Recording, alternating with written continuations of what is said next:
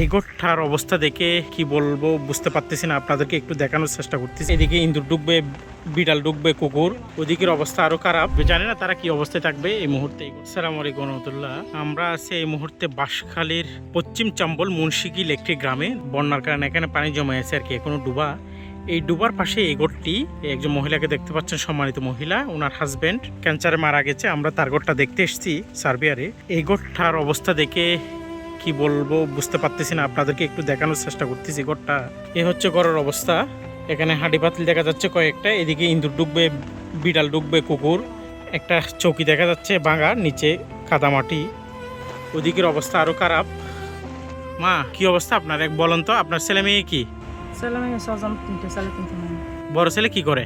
বড় ছেলে পড়ালেখা ব্যস্ত। কোন জামাতে পড়ে? সিউমের মধ্যে পড়ে। এটা হচ্ছে কওমি মাদ্রাসার একটা জামাতের নাম। ক্লাস 8 এর পরীক্ষা দিল। ক্লাস 8 এর পরীক্ষাও দিছে। আচ্ছা, বড় মেয়ে এসএসসি পরীক্ষা দিবে। জানে না তারা কি অবস্থায় থাকবে এই মুহূর্তে এই গোটটাতে।